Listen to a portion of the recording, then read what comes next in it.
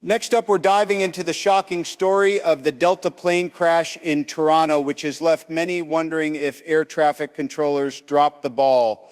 I'm your host, and today we're going to explore the incident that's being called a miracle by many, as all 80 passengers and crew survived. We're talking about the decision to clear the Delta plane for landing despite strong winds and previous warnings of potential turbulence, a move that raises serious questions about the safety protocols in place and whether they were followed correctly. Wow. I, I just can't even imagine being on a plane that's upside down.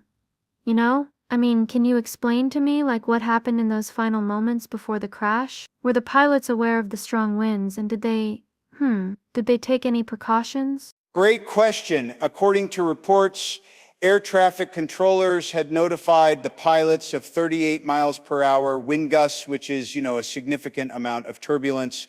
The controller even mentioned that there might be a slight bump in the glide path, but apparently it was much more than just a slight bump. I mean, think about it like driving a car on a windy road, you slow down, right? But in this case, the plane was still cleared for landing. Right. That makes sense. But, what about the pilots? Did they, have any indication that something was wrong before the plane flipped over? I mean, were there any warning signs or, any previous incidents with this particular aircraft? Well, from what we know so far, the pilots didn't seem to have any indication that the plane was going to flip over. However, there are reports of strong winds and snow in the area, which can be, a deadly combination. It's like trying to land a plane on a slippery slope, and it's just not easy. And interestingly, this is the fourth major aviation accident in North America in the past month. So, maybe there's a pattern here that needs to be investigated. Whoa, 4 accidents in 1 month? That's crazy. I had no idea it was that frequent. And, what about the passengers? What were they experiencing during those moments?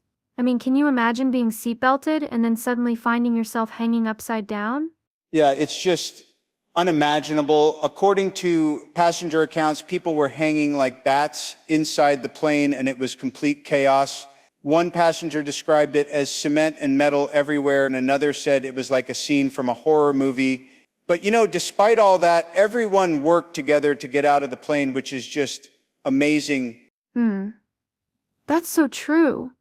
I mean, in times of crisis, people do come together.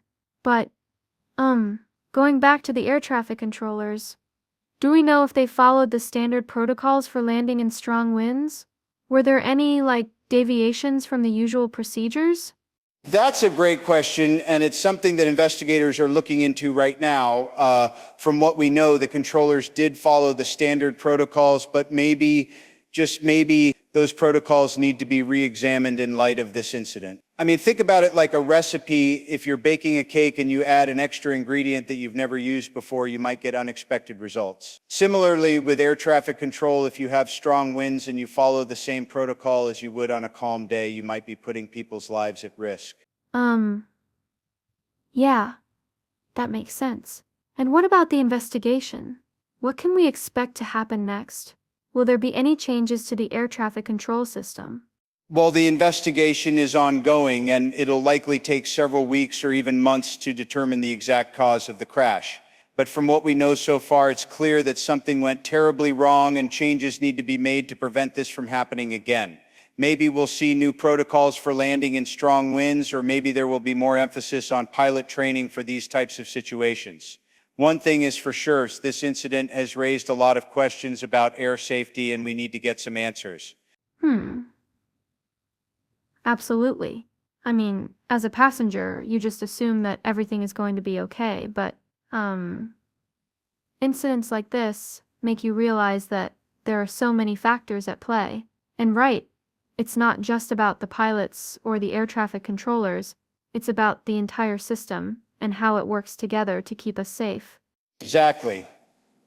It's like a big puzzle, and if one piece doesn't fit quite right, the whole thing can come crashing down. But, with incidents like this, we can learn from our mistakes and make changes to prevent them from happening again. And that's what we're going to be following closely in the coming weeks, the investigation, the findings, and any changes that come out of it. Yeah, definitely. I'm curious to see what they find out and how it will impact air travel in the future. Maybe we'll even see some new technologies or innovations that can help prevent these types of incidents. Who knows?